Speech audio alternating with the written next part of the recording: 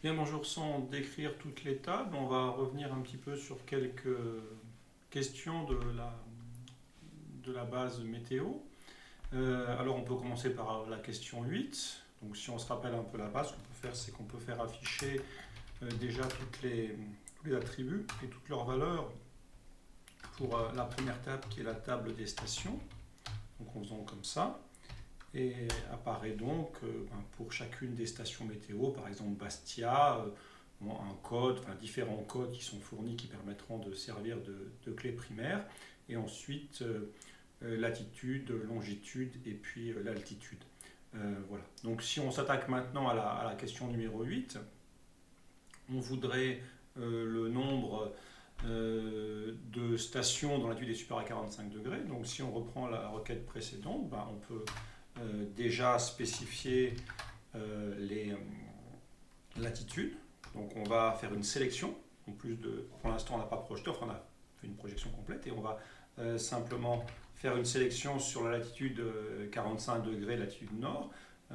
Voilà. Et le nombre, voilà. On aura un certain nombre de stations, mais qui sera un petit peu réduit, d'accord, avec cette nouvelle sélection. La sélection est ici. On voit que le nombre de lignes est un peu plus faible. Et vous avez donc les nouvelles valeurs. Mais maintenant, on n'a pas encore répondu à la requête, parce que là, on les a affichées. Mais ce qu'on veut, c'est juste un nombre, ce n'est pas juste l'affichage. Donc, pour obtenir le décompte, il y a une fonction qui fait ceci, c'est la fonction d'agrégation compte. Et on fait simplement le décompte de toutes ces lignes-là. Et pour aboutir simplement au résultat de 28. Et on peut remarquer que si on avait fait la requête complète, on avait 56 réponses. Donc, effectivement, cette requête-là renvoie moins de réponses. Voilà. Alors, on va s'attaquer à une autre question maintenant, la question numéro 9, où on va chercher les précipitations sur la station de Brest-Guipava.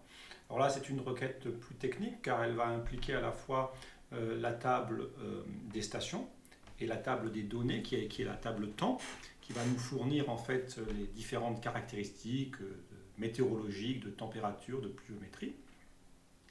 Et en fait, les données sont toutes les 3 heures, donc il faudra utiliser l'attribut RR3 qui est la pluie, enfin rain, toutes les 3 heures, qui fera le bilan toutes les 3 heures. Et alors on peut, pour l'instant, avant de faire la requête avec la jointure, on peut simplifier un peu parce qu'en fait le problème c'est que dans la table temps, on n'a pas accès au nom des stations, mais on peut remarquer pour l'instant que la ville de Brest est caractérisée par un numéro de station qui est 7110.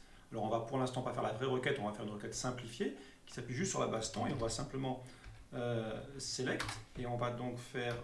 Donc ce qu'on veut c'est récupérer l'attribut RR3, mais on veut communiquer le total des précipitations. Donc on doit faire une fonction d'agrégation qui est la somme, auquel on peut donner un petit nom, on verra si ça servira ou pas. C'est pas indispensable, mais bon, on peut toujours lui donner un petit nom. Et donc là maintenant on est dans la base temps. Et donc là pour l'instant il faut que je spécifie, parce que si je faisais ça, j'aurais la somme de toutes les précipitations sur toutes les journées et toutes les stations. Et il faut que je sélectionne uniquement la station de Brest. Donc pour l'instant je vais juste faire la station de Brest, et qui est donc c'est numéro station, et qui correspond à 7110 comme on l'a dit tout à l'heure. Et si je fais 7110, et si on va voir dans les notes, en fait, le numéro station est bien un entier. Donc on peut simplement se contenter d'écrire 7110 comme ça, une égalité sur des entiers. Et normalement, ceci doit fournir la quantité de précipitation, je ne sais plus en quelle unité c'est, peut-être en millimètres, enfin peu importe, de la quantité de pluie sur Brest au mois de juin. Voilà, alors à noter qu'on n'a pas fait la vraie requête, parce que pour l'instant, on n'est pas censé savoir en fait que la numération c'est 7110. Donc il va falloir faire une jointure avec la table station et sur l'attribut numéro station entre la jointure, donc sur la table station et la table temps. Donc on va compliquer un peu. On va donc select, donc on va faire somme. Alors maintenant on pourra préciser un peu parce que l'attribut de RR3, maintenant qu'on a plusieurs tables, on peut préciser donc à quelle table appartient l'attribut. Donc on va faire la somme des précipitations, qu'on peut toujours appeler total. Et donc maintenant on fait from, on va toujours faire depuis la base temps, mais pour avoir simplement pour spécifier simplement par le nom de la station, il faut bien faire la jointure avec la table station qui contient le nom des stations, et on fait la jointure on peut faire sur un attribut commun qui est celui-ci, enfin, sur l'attribut commun qui est celui-ci, donc à la fois sur temps et sur station, comme ceci. Donc là, ce qu'on a fait, c'est la jointure, donc de là à là. On a fait donc la jointure.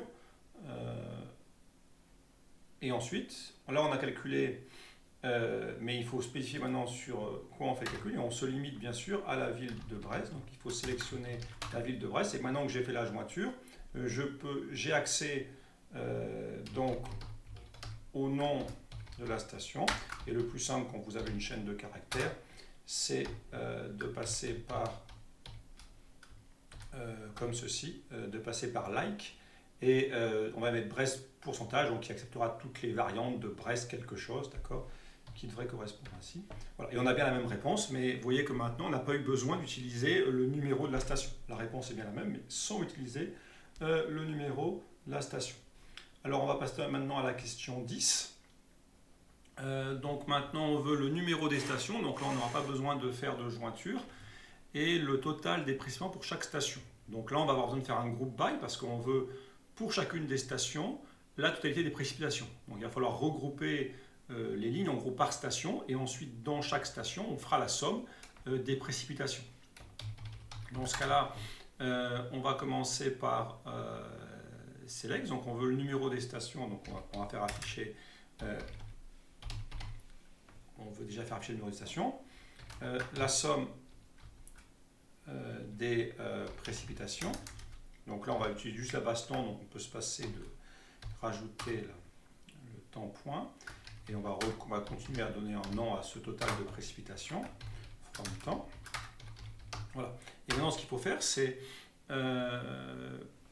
faire donc le group by, d'accord, pour regrouper chaque station.